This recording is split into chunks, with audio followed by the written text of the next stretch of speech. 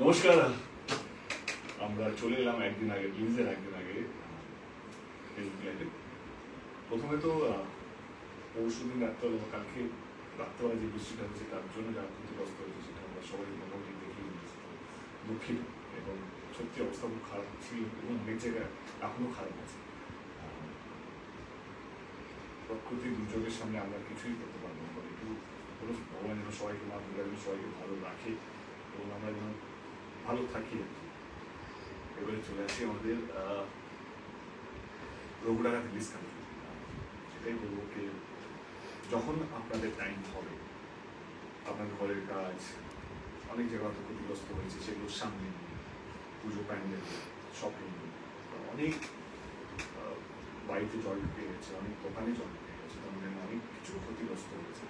এটা অন্যায় হবে যদি না কালকে আমার চলে যেতে হবে, তা না। যদি আপনাদের মনে হয় যে না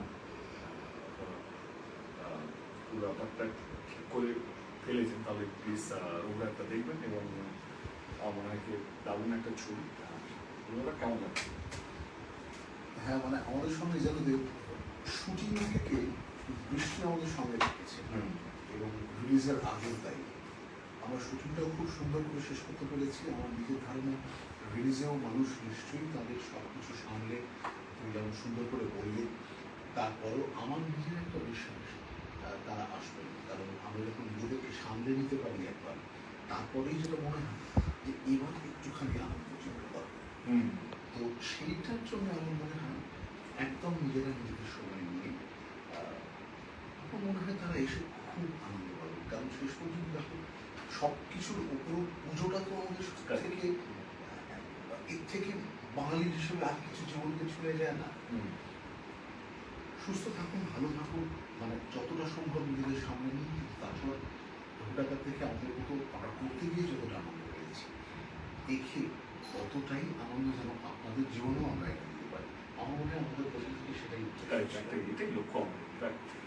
পুজো প্রত্যেকের একটা বড় একটা উৎসব, তো সেই সময় আমাদের চেষ্টাকে মানে বাংলা ছবিকে এমন একটা জায়গায় নিয়ে যাবো, যেটা আমি একদিন বললাম, মান সম্মান যেন আমাদের শুধু বাংলায় বসে না, ভারতবর্ষ ইন্ডিয়ান ফিল্ম হিসেবে যেন আমাদেরকে ট্রিট করে, শুধু রিজনাল ফিল্ম হিসেবে যাতে না।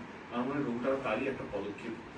যখন আপনারা দেখবেন মনে হবে কি না, বাংলা ছবি অনেকটাই উন্নতি করেছে এবং আমাদের প্রচেষ্টা প্রত্যেকটা ফিল্মে দেখতে পারবেন, আমাদের স্ট্রাগল, আমাদের পরিশ্রম, আমাদের ভাবনা, আমরা কি চাইছি বাংলা ছবিকে কোথায় নিয়ে যেতে, সমস্ত কিছু আপনারা পরিষ্কার দেখতে পারবেন, বুঝতে পারবেন এবং at the same time enjoy করবেন। এটা আমাদের মনে হয়। বাবু, স্টার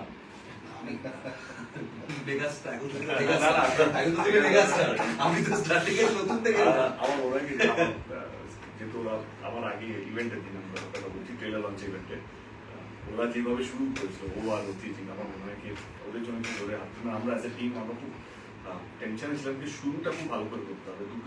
দুজন আলাদা মিউজিক ডিরেক্টর, দুজনে আলাদা টিম, দুজনে আলাদা গান এবং তাদের নিজস্ব দুজনে আলাদা ইগো। কিন্তু এটা আমি বলতে বাধ্য হচ্ছি যে ছবিতে তার বিন্দুমাত্র প্রতিফলন নেই। আদার ওরা দুজনের নিজস্বতা নিয়ে যে একটা অপূর্ব জিনিস তৈরি করেছে ছবিটার জন্য, ছবিটা দেখতে দেখতে কারণ কেউ বিশ্বাসই করবে না দুটো আলাদা লোক কাজ করেছে। দেখেন মনে হচ্ছে এক জায়গা থেকে পুরো জিনিসটা, আমার মনে হয় এটা ওদের দুজনের কাজ একদম একদম। ওরা দুজনে যেভাবে শুরু অপূর্ব অতিথি এবং ওদের পুরো 100 জনের সাপোর্টিং সিঙ্গার্স যারা ছিলেন আর কি স্টেজে, বাচ্চারা থেকে আরম্ভ করে কোরাস সিঙ্গার, যেভাবে ওরা শুরু করেছে, I must say thank you. মানে এত বড়, এত সুন্দর একটা কি বলবো পরিবেশ বা এত সুন্দর একটা ইভেন্ট ওরা যদি না থাকতো তাহলে হতো না। থ্যাংক ইউ তোমাকে, কারণ প্রতিবার ইতিহাস গড়ছো এবং প্রতিটি ইতিহাসের এই ঐতিহাসিক মুহূর্তে সঙ্গে রাখছো। এর থেকে বেশি কি একজন শিল্পী চায় আর কি। আর আমাদের কাছে এই যে দুর্যোগের কথাটা কিছুক্ষণ আগে যেটা বলবো, সব কিছু নিয়েই সিম্পল এই দুর্যোগের মধ্যেও যে আনন্দ খুঁজে পাওয়া যে আমাদের ইচ্ছেটা। কারণ দুর্গা পুজো তো মা মহানার পুজো, আমরা সবাই জানি যে খারাপ শক্তির নাশ, ভালো শক্তি দ্বারা, তাই তো। তো তার মধ্যে আনন্দ রয়েছে, তার মধ্যে উৎসব রয়েছে, আবার তার মধ্যে কোথাও গিয়ে একটা নিজের ভালোটাকে বার করার ব্যাপার রয়েছে। এক্স্যাক্টলি সেই ইমোশনগুলো কিন্তু রঘুডাঙ্গার ছবিতেও আছে। তাই এই ছবিটি এই পুজোর উৎসবে এর থেকে রেলিভেন্ট ছবি হতে পারে না। এরকম সেলিব্রেশনে ছবি অন্য কোথাও পাওয়ার এখন ডিফিকাল্ট। তাই এর সাথে যখন আমরা কাজ করছিলাম, যেভাবে মিউজিকে আমরা কাজ করি বা ইভেন্টটার জন্য যখন পুরো শোটাকে ডিজাইন করছি, সবটার মধ্যে কিন্তু আমাদের মনেও উৎসব ছিল, আমাদের মনেও নিজেদেরই যা বলছিল ইগো, খারাপ শক্তি নাশ করে ভালো কাজ, এগুলো we all grow as human beings, right? তো সেখানে সেই জার্নিতে এই বড়রা আমাদেরকে গাইড করেছে, and we are very happy যে আজকে যে ছবিটি দাঁড় করাতে পেরেছি আপনাদের জন্য, সেটা করিয়েছি। এবং ব্যাস এটাই দেখা যায় এবার রঘু ডাকাত কতটা বড় আপনারা করবেন। আর আমি এটুকু জানি যে দেবদা যখন বললো যে সব কাজ সামলে আসুন, তার মানে আসলে কনফিডেন্সটা আমাদের মধ্যে রয়েছে যে এই ছবি 50-100 দিন মিনিমাম থাকবে, বলে মিনিমাম, কিছু না হলে। একটা জিনিস কি জানিস তো, বড় কাজ, ভালো কাজ, এগিয়ে নিয়ে যাওয়ার কাজ করতে গেলে ইগো রাখলে কাজটা হয় না। ইগো নেই, বিশ্বাস করে আমার সেটাই সব থেকে ভালো লাগছে না এর মধ্যে, যে তোরা কাজের সময় একেবারে সেটা না করেছিস। হোম টাইমে ট্র্যাক বানিয়ে ডিসাইড করা কে কোন গানটা গাইবে, কে কোন গানটা গাইবে না, আর healthy competition I think it's good thing. কিন্তু সেটা যখন আমরা স্টেজে উঠে যাচ্ছি বা ছবির জন্য কাজ করতে শুরু করছি, there is no ego. In fact অনেকেই জানে না ওই দিনের শোটা শুরু হওয়ার কথা ছিল একজন জিনিয়াসকে নিয়ে, একজন লেজেন্ডকে নিয়ে। তিনি লাস্ট মোমেন্টে আসতে পারেননি, কারণ তার ব্যক্তিগত কারণে। জিৎ গাঙ্গুলি, জিদ্দা দিয়ে শুরু হওয়ার কথা ছিল, জিৎ গাঙ্গুলিকে দিয়ে। জিদ্দার সাথে আমাদের কথা হয়ে গেছিল, জিদ্দার সঙ্গে ট্র্যাকটাও রেডি হয়ে গেছিল, কিন্তু ইন্দ্রাণী বৌদির শরীরটা একটু ছিল, ডাউন ছিল বলে লাস্ট মোমেন্টে আমাদের ক্যান্সেল করতে হবে। But Jeddah we missed you, I think সেটাই বললাম, জিদ্দা ছাড়া, জিৎ গাঙ্গুলি ছাড়া আমাদের জেনারেশন, আমরা ট্রিবিউটও বানিয়েছিলাম যে আমাদের জেনারেশন সার্ভাইভই করতে পারবে না। তো thank you Jeddah, thank you so much. এবং বাস এটাই বলবো, কালকে আমাদের বড় মা মন্দিরে যাওয়ার কথা, যেহেতু আমরা সব ছবি রিলিজ করার আগে আমি চাই। কালকে আমি এটুকু বলবো কি, বৃষ্টি পড়বে, হয়তো নাও করতে পারে, আমি জানি না, না এলেও চলবে। আমার মনে হয় কি, সবসময় যে ভিড় চাই, সবসময় যে এটা চাই তা নয়। কিন্তু কালকে আমার না এলে সবচেয়ে বেশি ভালো লাগে, কারণ নিজের শরীরের দিকে লক্ষ্য রাখুন। যদি এটা সিনেমা হলে আসুন, কারণ সিনেমা হলে কাভার পেজ থাকবে, সিনেমা দেখুন, কারণ সেটা বেশি ভালো দেন বৃষ্টির মধ্যে ভেজা এসব। তো খুব সুন্দর পড়বে, খুব সুন্দর পড়বে এটা, সত্যি মানুষের 5 দিন ধরে আনন্দ করবে, সেটা শরীর খারাপ করে বললাম। তো সুন্দর পড়বে। তো আপনারা ভালো থাকবেন, এটাই চাই। মা দুর্গার কাছে প্রার্থনা করছি। আমি সবসময় যেটা বলি, আর পৃথিবী জুড়ে, মানে আমরা সোশ্যাল মিডিয়া বাঙালিরা, মানে স্পেশালি বাংলায় যারা থাকেন, আমরা শুধু ক্লাউড বাসটা শুধু সোশ্যাল মিডিয়ায় দেখেছি। আমার পাঞ্জাবে ক্লাউড বাস হয়েছে, হরিয়ানাতে হয়েছে, হিমাচল প্রদেশে যেভাবে ক্লাউড বাস হচ্ছিল, ল্যান্ডস্লাইড হচ্ছিল। তো আমিও সোশ্যাল মিডিয়া দেখলাম, যেখানে যাচ্ছিলাম সেখানেই বলেছিলাম কি ঠাকুর যে আমাদেরকে বাঁচিয়ে রাখে। কিন্তু আমরাও যে তার সাক্ষী হব এক রাত্রে, যে ক্লাউড বাসটা হয়েছে এবং যেভাবে জল জমলো, আমার মনে হয় কি সত্যি গাছ লাগানোটা খুব ইম্পর্টেন্ট, যেটা আমরা অ্যাজ এন এমপি প্রচেষ্টা শুরু করেছিলাম, যে গ্লোবাল ওয়ার্মিং থেকে বাঁচানোর জন্য কীভাবে আমাদেরকে সতর্ক থাকতে হবে, আরও বেশি না অ্যালার্ট থাকতে হবে আমাদের সারাউন্ডিংসগুলোকে নিয়ে। আমরা সেটা এখন এটা নিড অফ দ্য আওয়ার হয়ে গেছে, যে সবাইকে এবারে পরিবেশ নিয়ে একটু পড়াশোনা করতে হবে।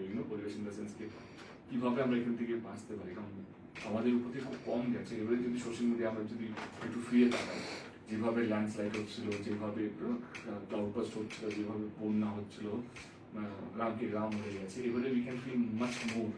তো এটুকু বলো ঠাকুরের কাছে কি আমাদেরকে বুদ্ধি দিক, যাতে আমরা এটা ক্র্যাক করতে পারি, কিভাবে এখান থেকে বাঁচা যেতে পারে, এটাই। আর রঘুরা রিলিজ হচ্ছে কাল থেকে, এটা সব পরিবার দেখাবো।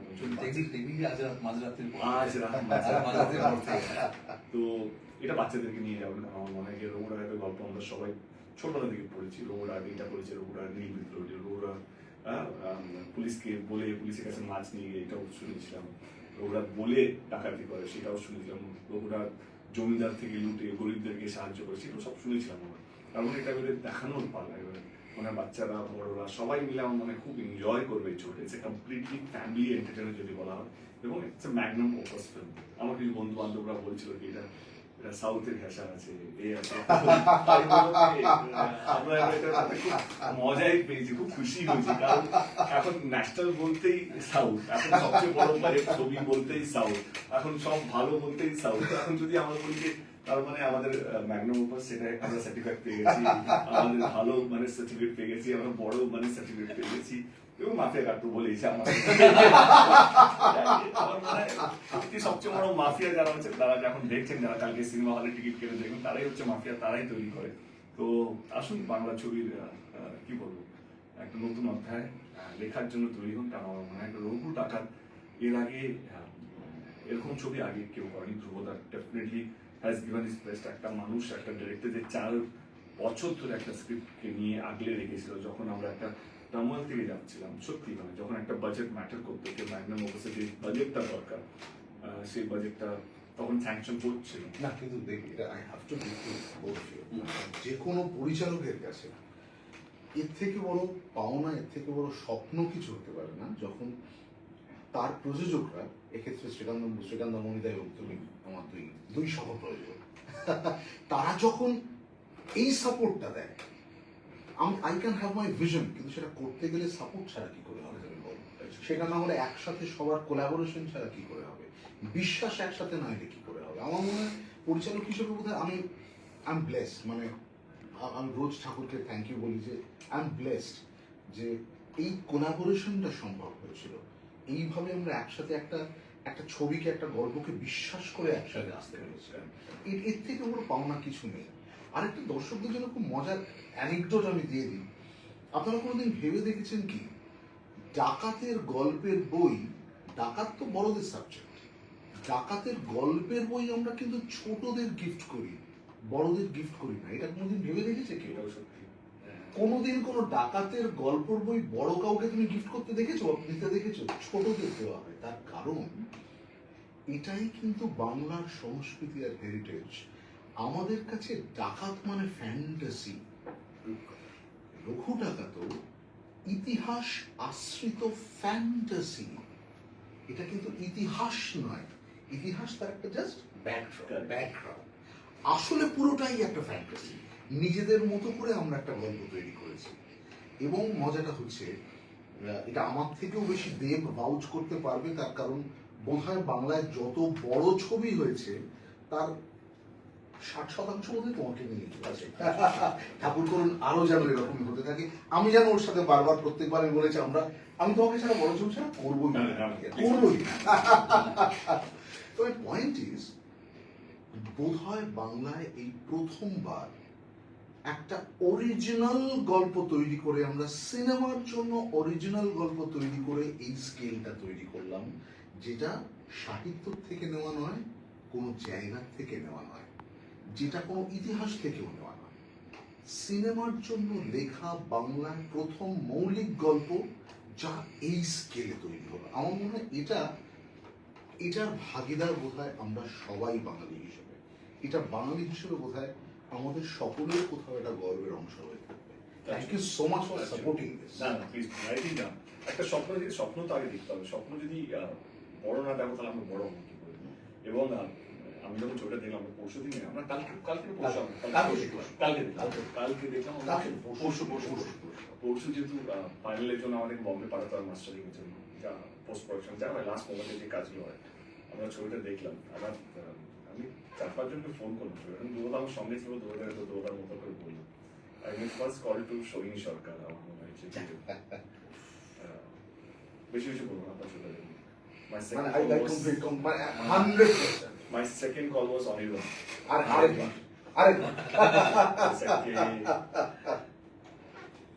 আমি বললাম অনির্বাণকে ও সোহিনীকে, we are very happy that we casted the right person, and ওরা যেভাবে কন্ট্রিবিউট করেছে সেটাকে, আমার মনে হয় আমি বেশি কিছু বলবো না, কাল থেকে ছবিটা লেগে যাবে। My third call was Evika. And she deserves it as much. মানে দারুণ, মানে ও খুব ভালো। এবং নেক্সট কল ওয়াজ রূপাদি। My God, I said कि রূপাদি, I'm so proud of myself कि আমি তোমাকে সিনেমায় আবার ফিরিয়ে আনতে পেরেছি। তোমাকে যারা ভালোবাসতো অ্যাজ এ অভিনেত্রী হিসাবে, কারণ আমার মনে হয় একটা পলিটিক্যাল ব্যাকগ্রাউন্ড আছে, সেটা একটা আলাদা, একটা সম্মানীয় জায়গা, বাট অ্যাজ এন অভিনেত্রী যে ওনার একটা বিশাল বড় একটা পৃথিবী ছিল, সেই পৃথিবীর লোকগুলো কোথাও যেন তোমাকে থ্যাংক ইউ বলবে আবার ফিরে আসার জন্য, এবং এমন ভাবে ফিরে আসা যায় না। রূপাদি আমরা যেটা বারবার বলেছিলাম, তোমাকে মানুষ সারা জীবন দ্রৌপদী হিসেবে মনে রাখবে, কিন্তু এটার পর ডাকাতমা হিসেবে ইনফ্যাক্ট আমাদের বন্ধু বম্বে থেকে এসেছিল, ওরা তো রূপাদিকে ওর হয়েছে না, তো ওদেরকে টিজার বানাতে, আরে ये अपनी द्रौपदी द्रौपदी है तो वो यहाँ की है यहाँ की अरे सर कितने साल के बाद देख रहा हूँ अरे Then my last call was Shrikant Mohta. Shrikant Mohta के phone করে বললাম I think আমরা ভালো ছবি বানিয়ে যাওয়া মনে হচ্ছে Thank you for supporting this and thank you for being there. এটা আমার মনে হলো সেটা তো মনে করো মানে বলে আনবিলিভেবল কাল থেকে ছোট ফুটে যাবে না দাঁড়াও তুমি যখন একটাদের কথা বলছো let me make a call to another person হ্যাঁ দীপক অধিকারী হ্যালো হ্যাঁ খেলার মাঠে এই লোকটা কতটা রৌডাঘাত হয়েছে আমি বলছি এটা অন্য কেউ জানে না এটা আমি জানি কারণ তখন সে এই চেহারাটা বানানোর জন্য নো সল্ট ডায়েট সে হাজার রকম খাটি খাওয়া দাওয়া লাইফ পুরো চেঞ্জ করে ফেলেছে এবং সেটা শরীরে কষ্টটা বোঝা যাচ্ছে ক্র্যাম্প ধরছে শরীরে এই চেহারাটা যেটা সবাই দেখে মেয়েরা সিটি মারছে ছেলেরা সিটি মারছে ওটার জন্য চোখের সামনে আমরা দেখছি যে ক্র্যাম্প ধরছে লোকটা তাও খেলার মাঠে খেলার চেষ্টা করছে হাসার চেষ্টা করছে বাট মাঝে মাঝে না ওই ক্যারেক্টারটা যেন ভর কর না টেক ওভার আমি একটা বল করলাম লোকটা বিট হলো আমি তখন ঠিক আছে দেবদা বিট হয়েছে পরের শটটা যেরকম মারে মারে স্টেপ আউট করে শটটা মেরে পারলে ব্যাট দিয়ে আমার ওখানে ছিঁড়ে ফেলে ওই রাগ আমি চোখে ইন জেনারেল কিন্তু আমি অনেকদিন ধরে ক্রিকেট খেলছি একসাথে আমরা ওই রাগ দেখিনি আই ওয়াজ লাইক আমি কি করলাম মানে আই ওয়াজ স্কেয়ার্ড লিটারালি আমি বলেছি তোমার কি হয়েছিল সেদিনকে মানে হি ওয়াজ লিভিং এটা ওই সময়টা স্পেশালি ধ্রুবদ আমি বলছি যখন ওই সিকোয়েন্স গুলো শুট হচ্ছিল আসলে জিনিসটা কি বলতো ধর আমরা তো একসাথে গোলন্দাজ করেছি এবং গোলন্দাজে এমন কেউ নেই যে তোমার অভিনয় নিয়ে চূড়ান্ত প্রশংসা করেনি এরকম তো প্রায় কেউ নেই রঘু ডাকাত জবে থেকে ভাবনা শুরু হয়েছে আমরা জানতাম যে এটা দেব যদি হ্যাঁ বলে ছবিটা হবে দেব যদি না বলে ছবিটা হবে না তার কারণ রঘু ডাকাতি দেবই রঘু ডাকাত কিছু কিছু বলতে হয় না প্রত্যেকটি অভিনেতার জীবনে বারে বারে তো সেটা হয় না কখনো কখনো এমন একটা চরিত্র আসে যেটা ভেতর থেকে না you will realise I am born to do this and I will forever be remembered for this. আমার ভাবতে ভালো লাগবে দেব রঘু ডাকাত তোমার জীবনে সেই চরিত্রটা হয়ে থেকে যাবে আমি জানি আগামী দিনে আরো 10টা এরকম চরিত্র আসবে তুমি ঠিক যেরকম বাঙালির জীবনে বাঙালির মননে শঙ্কর হিসেবে থেকে যাবে কেউ কোনোদিন চাইবেই না বলতে সেটা আমার মনে হয় ছবিটা দেখার পর বাঙালির জীবনে বাঙালির মননে বাঙালির স্মৃতিতে তুমি চিরকাল রঘু ডাকাত এই চরিত্রটা যখন এসেছিল যেহেতু আমরা ছোটটা থেকে 4 বছর ধরে সঙ্গে আছি এবং যবে থেকে আমরা ডেভেলপ করলাম প্রত্যেকটা জিনিস মানে প্রত্যেকটা ফুল স্টপ রক্তের মধ্যে পুরো চরিত্রটা ছিল এবং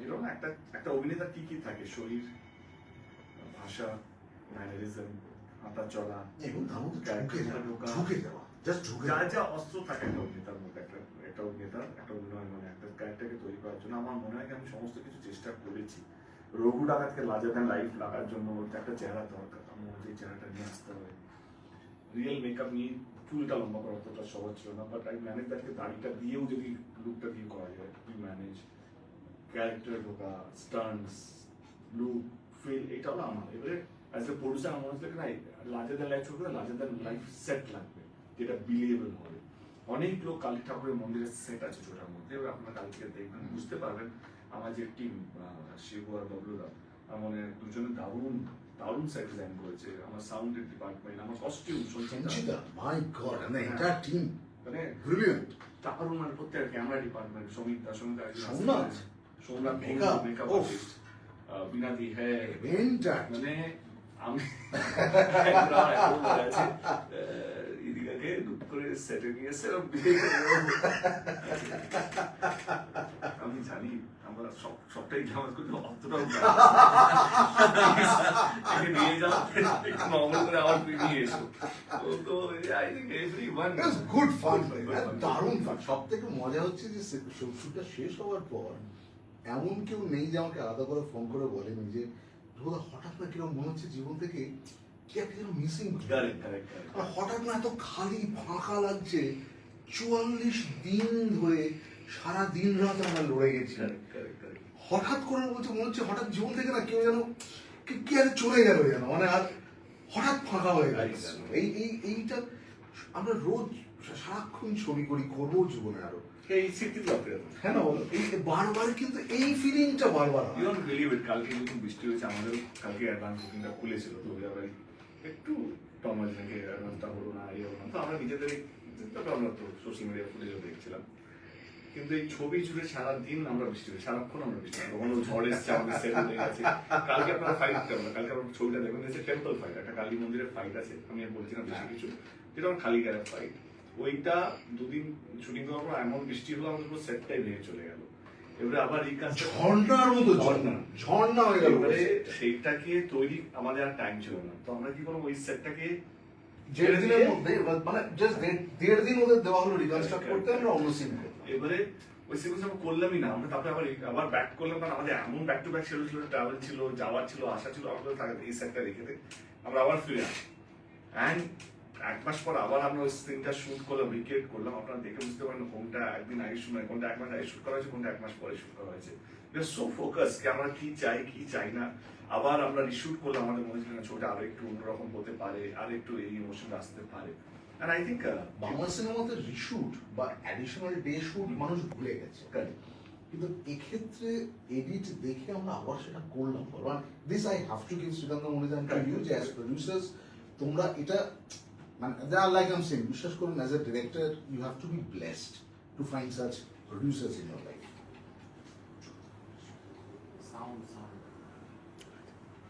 সাউন্ড আসছে, তোমার কম সাউন্ড শুনতে পাচ্ছি, আমি এই কথাগুলো কেন বললাম, কারণ as a producer, as an actor, as an director, I think we have been honest এই ছবিটাকে নিয়ে। অনেস্টিটা আপনারা দেখতে পারেন কারণ যারা টিকিট কেটে রেখেছেন তাদেরকে ধন্যবাদ, যারা ভাবছেন কবে কাটবো, তো টিকিটটা কেটে রাখুন, এটার জন্যই আসা। এবং আরেকটা জিনিস, নেতাজি ইন্ডোর স্টেডিয়ামে যারা যারা এসেছিলেন, ওই 12,000 লোককে অসংখ্য ধন্যবাদ। হয়তো আমি যখন স্টেজে উঠেছি তখন হয়তো ভালো করে বলতে পারিনি বা বোঝাতে পারিনি আমি কতটা হ্যাপি ছিলাম, অন্য একটা আবেগ কাজ করছিল। আমার মনে হয় কি যারা বাংলা ছবিকে নিয়ে আলোচনায় ছিল, বাংলা ছবি এটা পারে না ওইটা পারে না, আমার মনে হয় কি এগুলো আমার প্রমাণ করার পার, আমরাও পারি, আমরাও অন্যান্য ভারতীয় ছবিদের সাথে লড়াই করতে পারি। আমরা প্রাণবন্দির চেষ্টা করেছি, প্রাণবন্দির চেষ্টা করেছি। তো সেইখানে যারা যারা এসেছিলেন এবং যারা তাদের প্রার্থনায় রেখেছিলেন আমাদেরকে, আসতে পারেনি, লাইভে দেখেন, লাইভে ভিউজগুলো অনেক যেভাবে কমেন্ট আসছে, যেভাবে ছোট ছোট রিলিং যেভাবে ভাইরাল হচ্ছে, তাদের সকলকে ধন্যবাদকে এইটুকু বলাকে এটা দেবের উৎসব হচ্ছে না, আমি এখানে একটা বাংলা ছবি উৎসব করতে চেয়েছিলাম, বাংলা ছবিকে নিয়ে একটা সেলিব্রেশন হোক, বাংলা ছবিকে নিয়ে একটা আলোচনা হোক, ভারতবর্ষে বাংলা ছবি যেন একটা ম্যাপের মধ্যে আসে, কিনা এরা আর রিজনাল নয়, এরাও এখন থেকে ইন্ডিয়ান হয়ে গেছে, ইন্ডিয়ান ফিল্ম হয়ে গেছে, ইন্ডিয়ান ফিল্ম ইন্ডাস্ট্রি হয়ে গেছে, এটাই আমার প্রচেষ্টা। এবারে এই বড় বড় ছবিগুলো আমি বলছি না কোন ছবি দেখবো না, তো সব ছবি দেখবো, আমার মনে সবাই নিজের মতো করে খেলেছে, কিন্তু এই বড় ছবিগুলো যারা একটু বাজেট বেশি হয়, তারা চেষ্টা করে লুক অ্যান্ড ফিলটাকে ন্যাশনালি নিয়ে যাওয়া, তারা যদি একটু সাপোর্ট পায় তারা আরো ভালো ভালো ছবি হবে। যেমন আপনারা সাপোর্ট করেছেন খাদানকে, আমি কথা দিয়েছিলাম খাদানের উপরে আমি যাবো, রঘুনাথকে নিয়ে, এবার রঘুনাথকে নিয়ে বলছি যদি রঘুনাথ ভালো হয়, আমি কথা দিয়েছিলাম রঘুনাথের উপরে আমি আর নিয়ে যাবো, যেটা আমি বললাম। তো এটার জন্য আপনাদের সবাইকে সাপোর্ট করতে হবে, আসতে হবে এবং রঘুনাথকে দেখতে হবে। বৃষ্টি এই বছর সারা বছরই বৃষ্টি পড়েছে, আমরা অফকোর্স দুঃখিত যা হয়েছে, আমি রাখতে পারি যেভাবে ক্ষতিগ্রস্ত হয়েছে বাংলার কলকাতা স্পেশাল যদি বা কলকাতা আশেপাশের সাবাবস, তো তার জন্য আমরা দুঃখিত। যদি আপনাদের মনে হয় না এবারে আপনারা সিনেমা দেখতে যাবেন, সিনেমা দেখতে পারেন, সবাই নিয়ে যেতে পারেন, তাদের জন্য এটা তাহলে চলে আসুন। আমরা কিন্তু চলে এসেছি আপনাদের কাছে সিনেমা হলে কালকে।